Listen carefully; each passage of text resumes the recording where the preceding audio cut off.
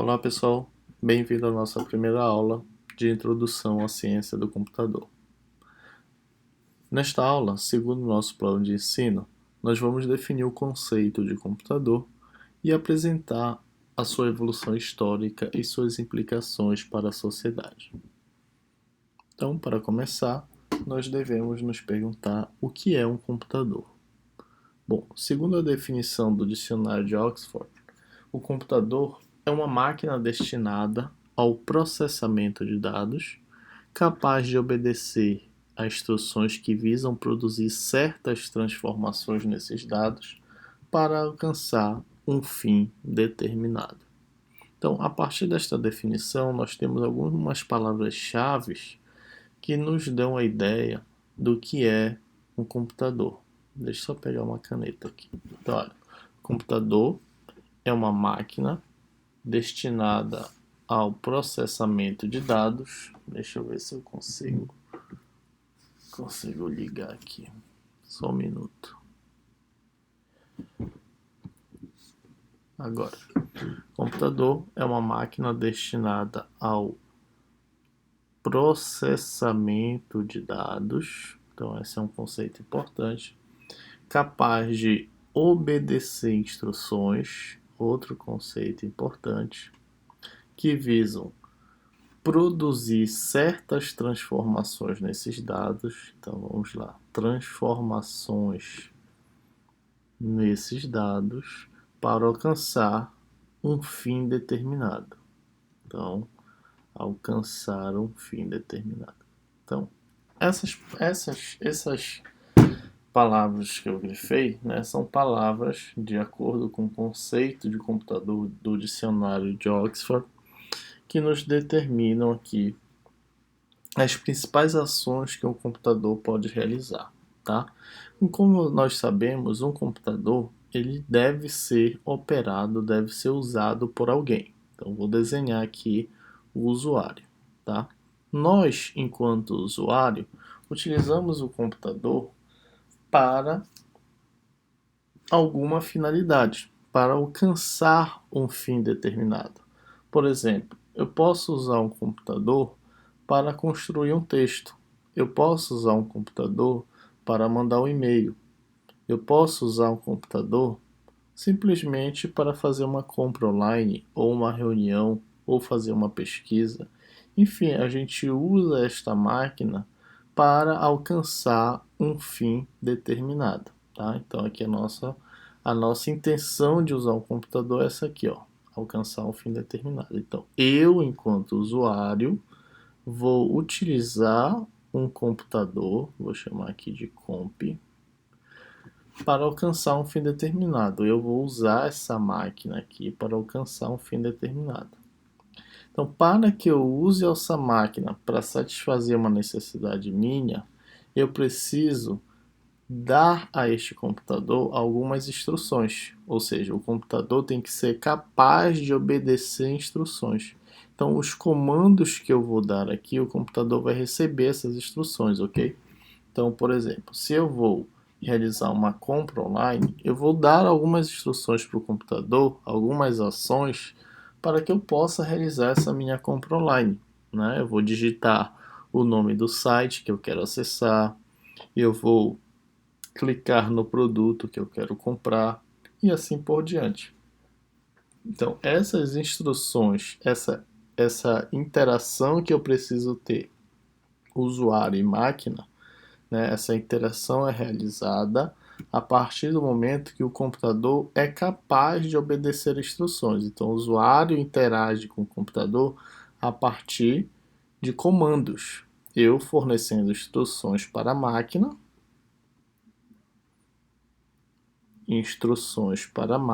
e a máquina recebendo essas instruções. A partir do momento que a máquina, o computador, recebe essas instruções, esses comandos do usuário, o que ele vai fazer?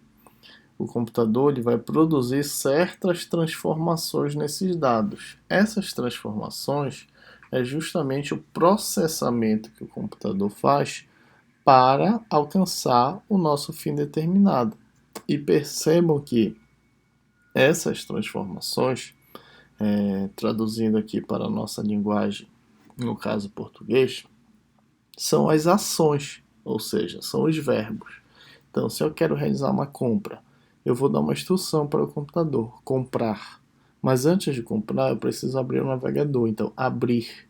Então, percebam os verbos que são as instruções: comprar, abrir, fechar, navegar, processar, certo? Salvar, deletar. São as ações, as instruções que eu forneço para o computador realizar as transformações. A partir de uma ação, ele faz a transformação para alcançar o nosso fim. Então, forneço as instruções para realizar as transformações nesses dados. Essas transformações, pessoal, nada mais é do que o processamento de dados. Tá? Processar os dados é realizar as transformações nesses dados. Então eu vou simbolizar aqui a transformação dos dados desta forma aqui, tá? Então olha só o fluxo. O usuário fornece instruções para o computador, né? Então o computador tem que ser capaz de obedecer as instruções. Uma vez que ele recebe as instruções, ele vai realizar a transformação nesses dados. 2. A transformação nada mais é do que o processamento de dados. E 3. Depois que ele recebeu as instruções, fez o processamento da ação que a gente quer, ele vai alcançar um fim determinado, ou seja, ele vai nos dar uma resposta. Tá? Então esses são os 3 passos, né, que a interação homem-computador precisa realizar para que a gente possa utilizar essa máquina para atender um fim específico. Ok? Então, a partir deste entendimento, vamos ler novamente a definição e entender o que é um computador. Um computador é uma máquina destinada ao processamento de dados, capaz de obedecer instruções que visam produzir certas transformações nesses dados para alcançar um fim determinado. Ok? Então, a partir disto, já sabendo o que é um computador, nós temos a arquitetura de um computador, uma arquitetura de alto nível. Tá? Uma arquitetura de alto nível significa uma arquitetura genérica. Então, uma arquitetura genérica de um computador, segundo um cientista chamado John von Neumann, ele possui alguns componentes. Vamos verificar aqui nessa figura. Todo computador precisa ter 4 dispositivos, que nós chamamos de dispositivo de entrada, e aí esses dispositivos de entrada são utilizados para que o usuário envie as instruções para o computador. Tá? Então, a partir dos dispositivos de entrada, são esses aqui, que nós vamos estudar em detalhes na aula que vem. O computador, essa máquina aqui, esta máquina aqui, ó, precisa ter um dispositivo de saída. Um ou mais, certo? Precisa ter dispositivos de saída. Para que servem esses dispositivos de saída? Para que o usuário receba o resultado do processamento do computador. Deixa só para ficar uma seta aqui, né? Para que o usuário receba o resultado do processamento do computador. Então, eu vou chamar de 2 aqui, dispositivo de saída. Dispositivo de entrada, o usuário enviar os seus comandos para a máquina. 2, dispositivo de saída, o computador receba o resultado do processamento do computador. E que resultado de processamento seria esse? Ora, o resultado das ações que nós desejamos, os nossos atendimentos dos fins específicos. Por exemplo, abrir um arquivo. Então, o resultado desse processamento de abrir, a gente precisa visualizar isto de alguma forma. Normalmente, a partir de um monitor. E aí eu já adianto para vocês, né, que aquele monitor, aquela tela do computador que a gente enxerga, é um dispositivo de saída. É uma ferramenta onde nós podemos observar o resultado do processamento. Se eu dou um comando para o computador, salvar um arquivo. Bom, depois que ele faz o processamento de salvar esse arquivo, a gente precisa ter a certeza de que ele salvou. Então a gente precisa visualizar o resultado desse processamento. Então, de alguma forma, lá no monitor, a gente pode observar que esse arquivo foi salvo. Então, os dispositivos de saída nos servem para visualizar o resultado do processamento. E esse processamento ele é realizado a partir dos comandos que nós damos para a máquina. E os comandos são realizados a partir dos dispositivos de entrada. Okay? Sobre esses dispositivos, nós vamos estudar e exemplificar melhor na aula que vem. Pois bem, mas segundo Giovannino, para que seja um computador, né, os componentes genéricos, além dos dispositivos de entrada e dispositivo de saída, é necessário que o computador tenha uma unidade de processamento, né, que nós chamamos carinhosamente de CPU, Unidade Central de Processamento. Então, a CPU, como nós estamos vendo aqui na arquitetura, ela é formada por dois componentes, ok? A unidade de controle e a unidade lógica e aritmética. Na aula em que nós vamos estudar especificamente este componente da arquitetura, a CPU, nós vamos detalhar melhor a responsabilidade de cada um desses duas unidades, o que faz a unidade de controle e o que faz a unidade lógica e aritmética. Neste momento, o que a gente precisa saber? Que o processador, que é um componente da arquitetura do computador, é formado por essas duas unidades e elas, em conjunto, são responsáveis por realizar as ações de resposta dos nossos comandos. Como eu falei, o usuário ele vai dar os comandos para o computador. Essa unidade, a unidade central de processamento, a CPU, é responsável em realizar essas ações que dão a resposta aos nossos comandos. Tá? Se eu dou um comando pesquisar, então o processador vai realizar essa ação de pesquisar. Se eu forneço um comando a partir do dispositivo de entrada, enviar e-mail, então a unidade central de processamento, a CPU, vai realizar essa resposta de processar esse comando e enviar um e-mail. Se eu forneço um comando a partir do dispositivo de entrada, deletar arquivo, então a CPU vai realizar esse processamento para deletar o arquivo. E aí, depois que a CPU realiza esse processamento, o que ela faz? Envia uma resposta pelo dispositivo de saída, que é o número 2. Tá? Então, a CPU nós vamos chamar de 3. Dispositivo de entrada 1, dispositivo de saída 2 e a unidade central de processamento 3. Okay? Além disso, pessoal, o computador precisa ter o quarto dispositivo, que são os dispositivos de memória. O computador ele precisa ser provido de memória. E aí existem vários tipos de memória. Na aula em que nós estudaremos os tipos de memória, nós vamos detalhar isto melhor. Neste momento, na arquitetura de um computador, né, todo computador que é uma máquina de processamento de dados, precisa ter uma memória para armazenar as informações que são processadas ou os comandos que são fornecidos.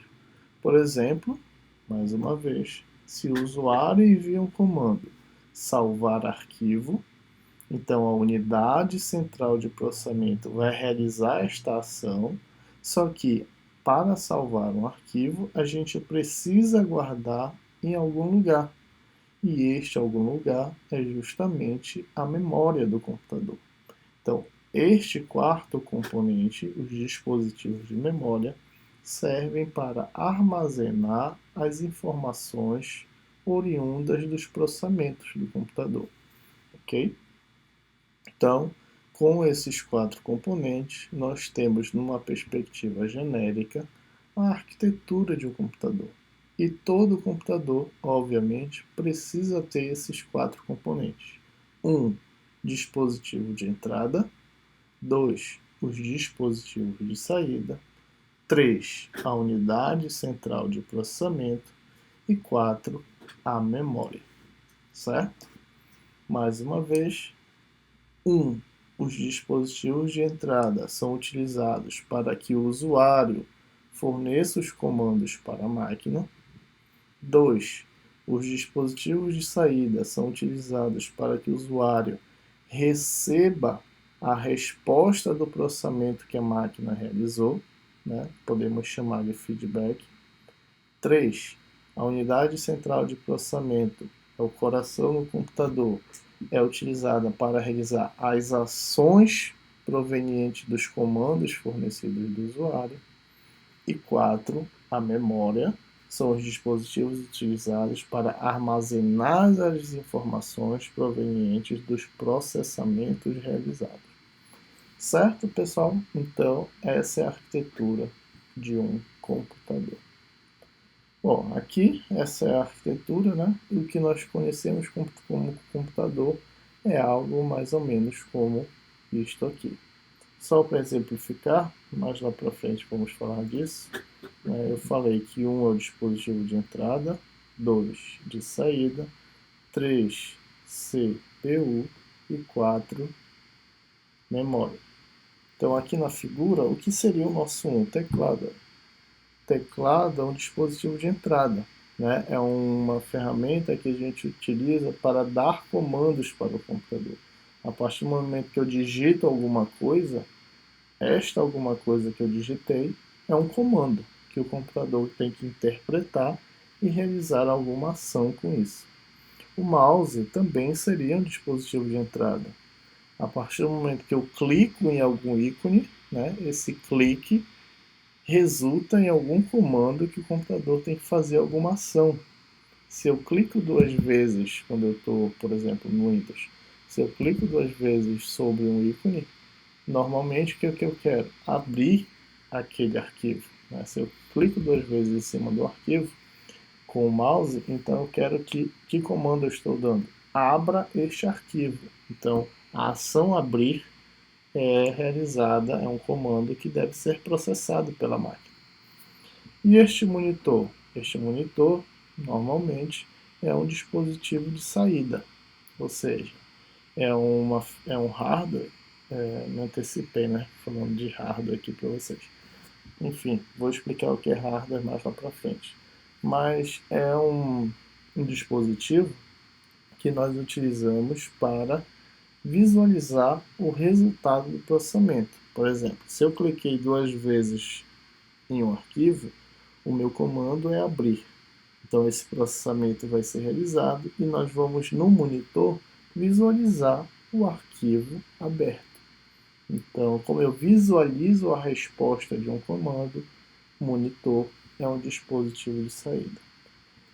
E este aqui é um gabinete, né? E aqui dentro ficam várias coisas do computador, como por exemplo, aqui dentro do gabinete fica a unidade central de processamento, fica a memória, fica a placa-mãe, que é responsável por interligar todos esses outros componentes, e por aí vai. Ficam várias pecinhas aqui dentro, mas o que nós precisamos saber nesse momento é que dentre as várias coisas que ficam aqui dentro desta caixa, que é chamada de gabinete, ficam os dispositivos 3 e 4, ou seja, a unidade central de processamento e a memória.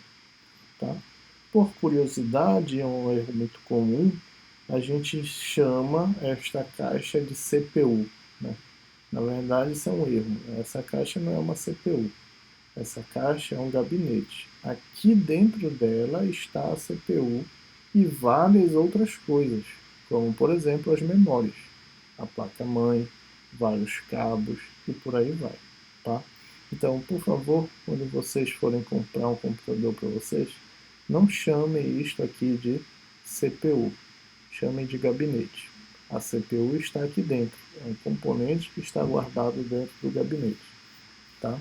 Mas existem várias outras coisas também guardadas aí, vários outros outros dispositivos, como por exemplo as memórias. Tá?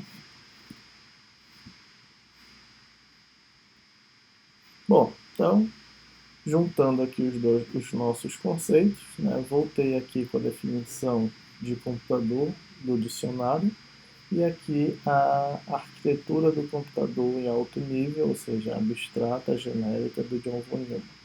Então, resumindo, um computador é uma máquina destinada ao processamento de dados, capaz de obedecer instruções que visam produzir certas transformações nesses dados para alcançar um fim específico. Então, ao repetir, o que eu pretendo? Que vocês, ao lerem essa definição do que é um computador, enxerguem nesta definição, né, as palavras-chave que remetem aos dispositivos da arquitetura do John von Neumann, certo? Vocês podem fazer isso para mim, né? Obedecer certas instruções. Como é que ele obedece instruções? A partir dos dispositivos de entrada. Produzir certas transformações. Como é que ele faz essas transformações nos dados? A partir da unidade central de processamento e da memória.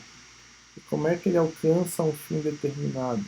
Mostrando para o usuário as informações processadas a partir do dispositivo de saída. Então, o objetivo é esse, a partir da definição da máquina, enxergar como os dispositivos da arquitetura do John von Neumann são definidos, certo? Bom, muito bem. Sabendo aí agora o que é de fato um computador, né, o que a gente precisa enxergar para que uma máquina seja considerada um computador, nós vamos agora discutir diferentes tipos de computadores. Tá? Então, o computador, obviamente, que a gente está acostumado é esse, mas existem dois tipos de computadores, duas classes, na verdade. O computador multifuncional e o computador embarcado. Okay?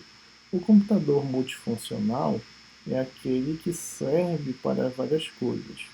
O computador embarcado é aquele que foi projetado para atender funcionalidades específicas. Agora é importante ressaltar que, independentemente de ser computador multifuncional ou computador embarcado, todos possuem os quatro dispositivos que nós discutimos anteriormente. Ou seja, tanto o computador embarcado quanto o computador multifuncional possuem o dispositivo de entrada, o dispositivo de saída, a unidade central de processamento e a memória. Okay? Agora, o computador multifuncional, como o próprio nome já diz, a gente pode, com ele, suprir várias necessidades, uma vez que com este computador a gente consegue instalar vários programas de computadores.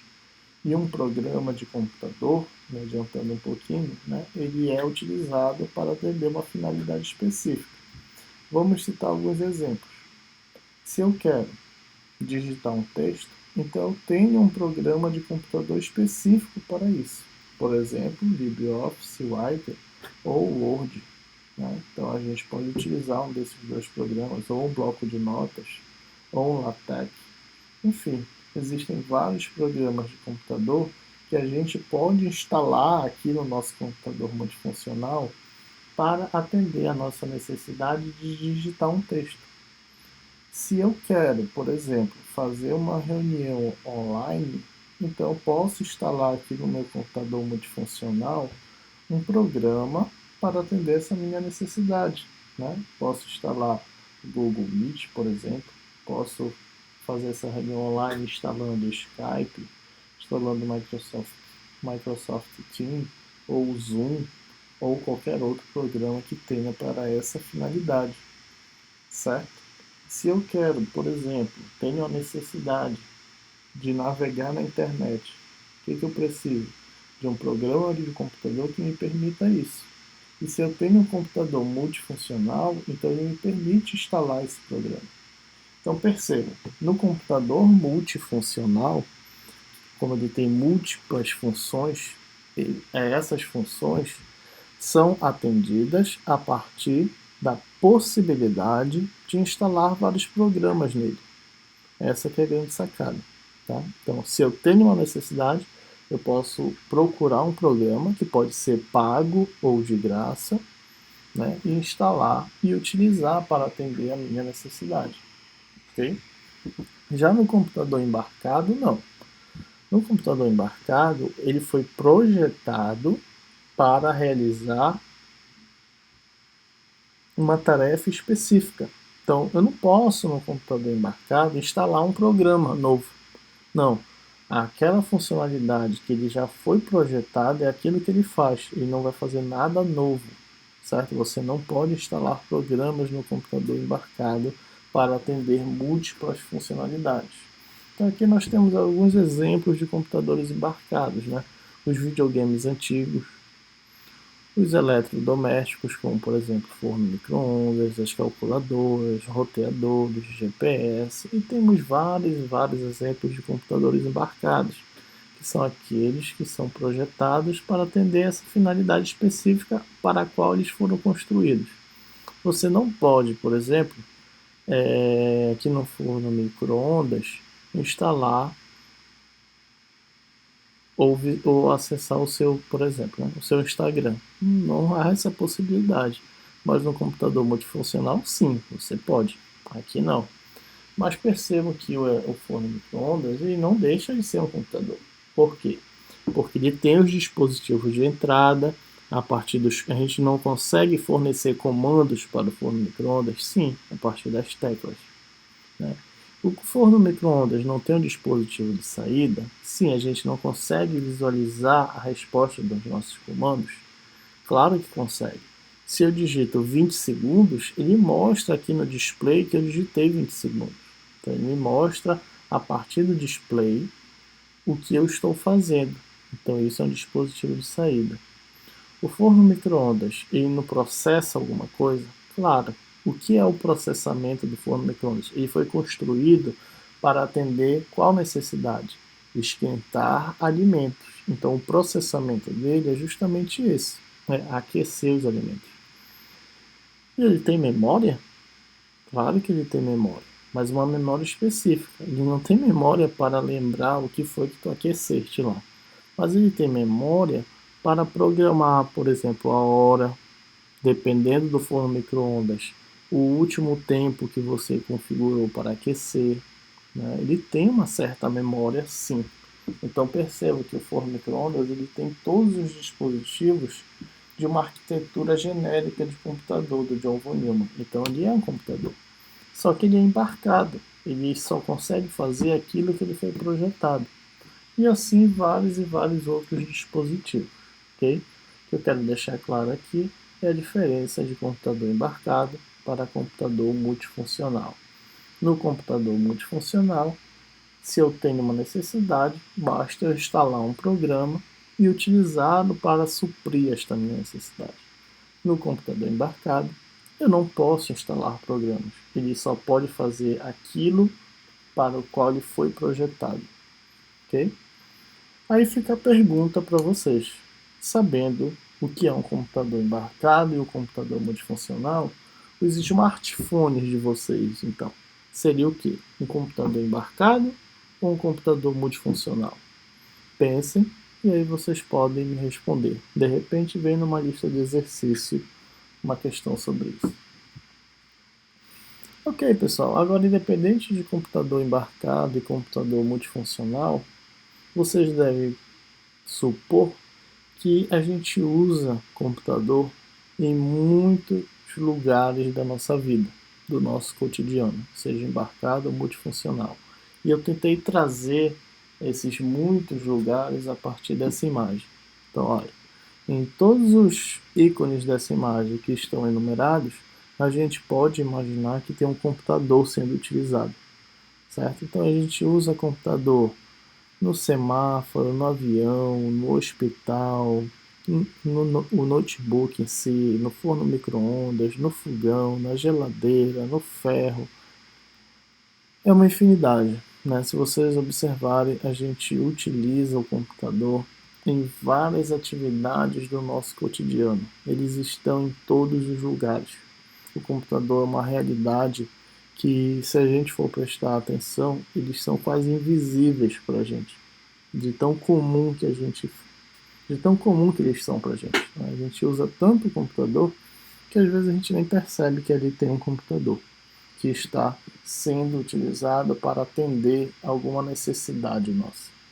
Então, é uma realidade, os computadores estão aí para atender às nossas necessidades das mais diversas possíveis, sejam eles computadores multifuncionais ou computadores embarcados, ok? No próximo vídeo, ainda sobre a aula 1, nós vamos visualizar ou discutir um pouco melhor a evolução histórica do computador e o reflexo para a sociedade, ok? Até lá.